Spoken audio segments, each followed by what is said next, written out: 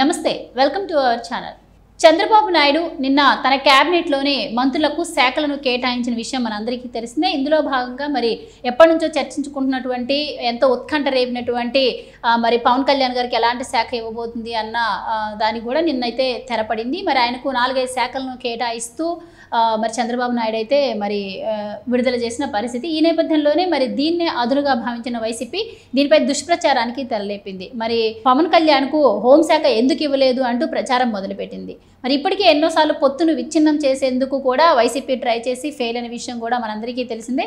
మరి దీని గురించి కూడా మరిన్ని వివరాలు తెలుసుకునే ప్రయత్నం చేద్దాం. మనతో ఉన్నారు senior political journalist doctor Durga Vadlamani గారు. నమస్కారం. నమస్తే మేడం. ఇప్పుడు ఎన్డీఏ కూటమి ఎప్పుడైతే మొదలైందో అప్పటి నుంచి కూడా మరి చంద్రబాబు గారిని పవన్ కళ్యాణ్ గారిని విడగొట్టేందుకు వైసీపీ చాలా ప్రయత్నాలే చేసింది. ఇటు జన సైనికులను కావచ్చు, పవన్ కళ్యాణ్ గారి అభిమానులను కావచ్చు కూడా రెచ్చగొట్టే ప్రయత్నం చేసింది.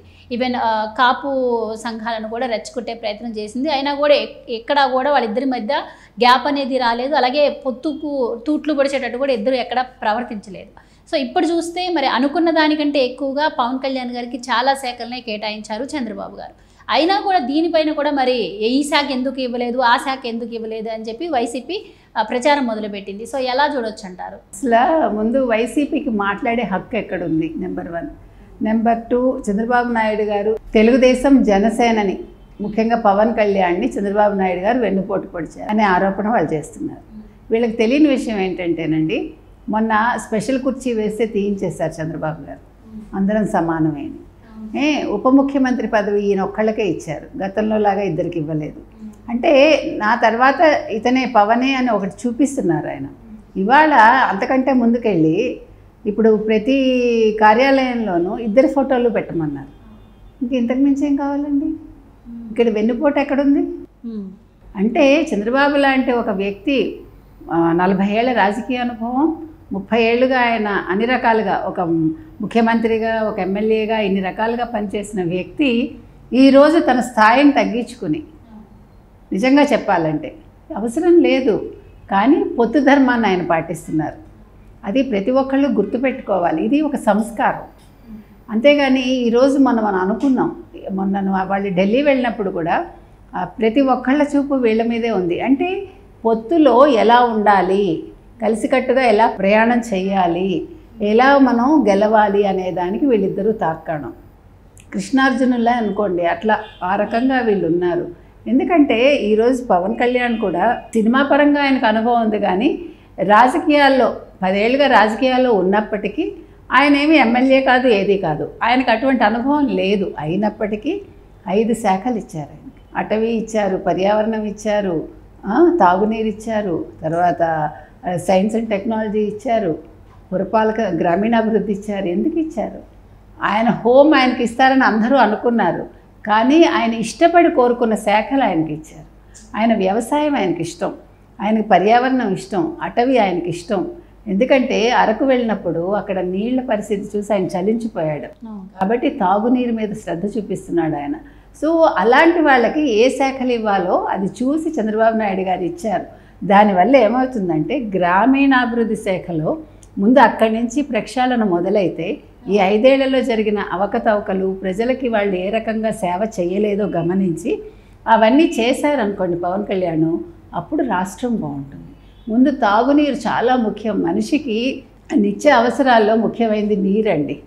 నీరు, నిద్ర, తిండి, ఈ 3. ఫస్ట్ నీరు ఉండాలి, తర్వాత నిద్ర ఉండాలి మనిషికి, ఆ తర్వాతే తిండి వస్తుంది. అందుకని దాని మీద కాన్సన్ట్రేట్ చేశారు.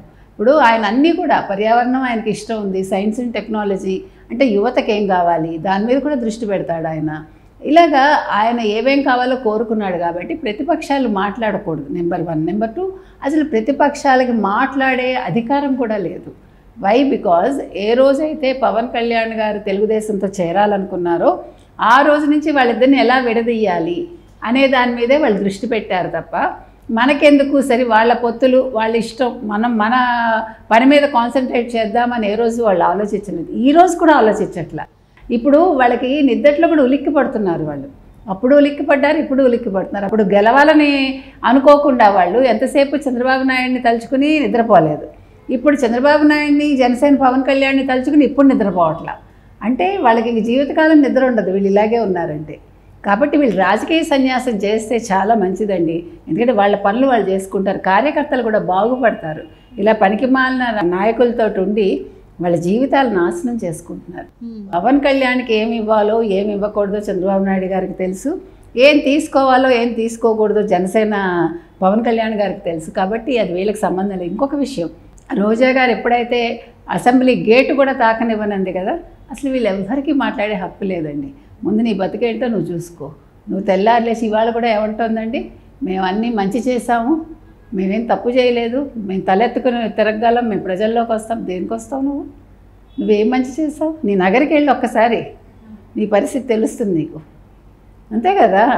నువ్వు పిఠాపురంలో గెలవనివ్వమని మీరందరూ శపథం చేశారు, ఇంక్లూజివ్ ఆఫ్ జగన్మోహన్ రెడ్డి. మీరు ఎంత ఖర్చు పెట్టారు? 1 కోటికి 25 నుంచి 30,000 ఖర్చు పెట్టారు. మిథున్ రెడ్డి లాంటి వాళ్ళు తమ నియోజకవర్గాలు వదులుకుని పిఠాపురంలో కాపురం పెట్టి మొత్తం లిక్కర్ అంతా బ్యాన్ చేసి, అంటే అన్నీ వాళ్ళ దగ్గర పెట్టుకుని కింగ్ ఫిషర్ లేకుండా చేశారు. మీకు గుర్తుంటే హైదరాబాద్లో కూడా దొరకలేదు ఎవరికి. ఇప్పుడు బయటకు వచ్చింది కింగ్ ఫిషర్. మనం ఎందుకు చెప్తున్నామంటే, నువ్వు గెలవాలి అని ఆలోచించలేదు నువ్వు.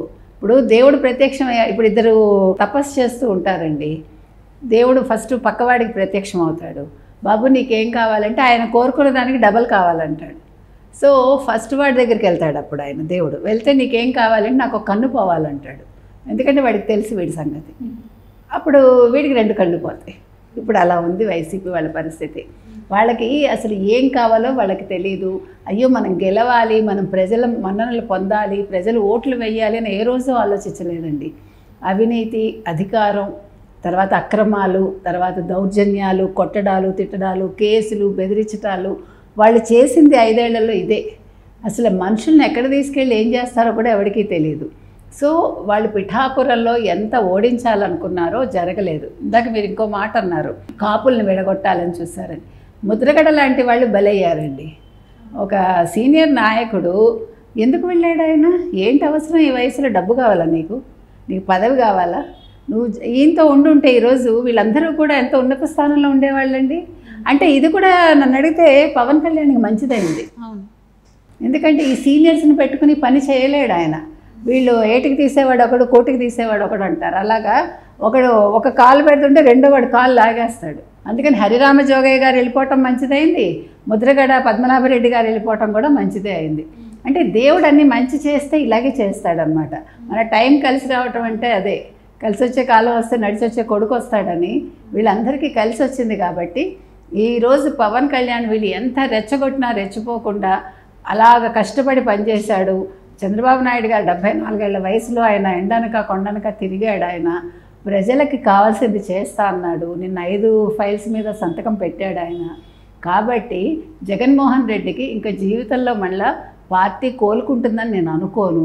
వీళ్ళందరూ కూడా భ్రమలు పెట్టుకోవద్దు. ఇప్పుడు వీళ్ళు చేయాల్సిన పని ఏంటంటే పవన్ కళ్యాణ్ మీద, చంద్రబాబు నాయుడు గారి మీద దృష్టి పెట్టడం కాదు, మీ కేసుల మీద దృష్టి పెట్టండి. మీరు ఎప్పుడు జైలుకి వెళ్తారో ఆలోచించుకోండి. నెక్స్ట్ మిమ్మల్ని జైలే పిలుస్తుంది. Right madam, thank you.